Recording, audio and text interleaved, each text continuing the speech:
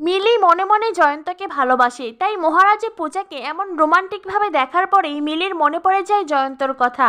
কল্পনায় জয়ন্ত মিলির সামনে দাঁড়ায় আর মিলি জয়ন্তকে জড়িয়ে ধরে, আর সেই মুহূর্তেই সেখানে দাঁড়ায় মহারাজ। মহারাজ মিলি জয়ন্তকে দেখে ভীষণ রেগে যায় আর জয়ন্তকে মারতে থাকে।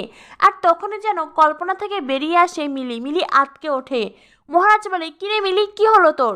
মিলি বলে, না না মেজদা ভাই, কিচ্ছু নয়। এই বলে মিলি এক ছুটে ঘর থেকে বেরিয়ে যায়। আর এদিকে দেখা যায় মহারাজ কিছুতেই নিজের হাত ছাড়াতে পারছে না। পূজা মহারাজের হাতের ওপর ঘুমিয়ে আছে। মহারাজ মিটমিট করে বলতে থাকে, বিছানা থেকে পড়ে যাচ্ছিল সেটাই ভালো ছিল, কেন যে তুই ধরতে গেলি মহারাজ? আসলে সেই ছোট্টবেলা থেকে ভুল সময়ে ভুল জায়গায় যাওয়াটা তোর স্বভাব, আর তাই তো এখন এই বিপদে পড়ে আছিস। মহারাজ কিছুতেই তো নিজের হাত সরাতে পারছে না। পূজা এপাশ ওপাশ হচ্ছে। মহারাজ তখন বলে, আমার হাতটাকে ধরে আছে তখন থেকে, আমার কি হাতটা ব্যথা করে না নাকি? তখনই পূজার ঘুম ভেঙে যায়। মহারাজ বলে, এ কি, ঘুমটা ভেঙে গেল নাকি? আমি কি খুব জোরে বললাম? তখনই মহারাজ পূজার মাথার নিচ থেকে নিজের হাত ছাড়িয়ে নেয়। মহারাজ বলে, ধন্যবাদ ধন্যবাদ, আমার হাতটাকে ফেরত দিয়েছেন সেই জন্য অনেক অনেক ধন্যবাদ। পূজা উঠে বসতেই পূজার বমি হতে চায়। তখনই মহারাজ পূজার সামনে পলিথিন ব্যাগ ধরে, আর এরপরেই পূজার বমি হয়।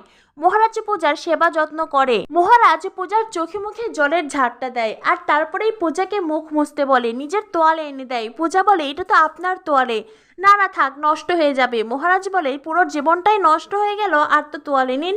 নিন না নিন, নষ্ট করে দিন, তোয়ালেটা নষ্ট করুন। এরপরেই পূজা নিজের মুখটা মুছে নেয়। মহারাজ তখন পূজার কাছে এসে বসে বলে, কি প্রথমবার মদ খাওয়া হলো নাকি? পূজা বলে, হ্যাঁ। মহারাজ বলে, কি ভেবেছিলেন আমাকে জব্দ করবেন? আমাকে জব্দ করতে গিয়ে নিজেই তো জব্দ হয়ে গেলেন, তাই না পূজা? মহারাজের মুখে প্রথমবার পূজা ডাক শুনে পূজারানীর খুব ভালো লাগে। পূজা মনে মনে ভাবতে থাকে, উনি আমাকে পূজা বলে রাখলেন।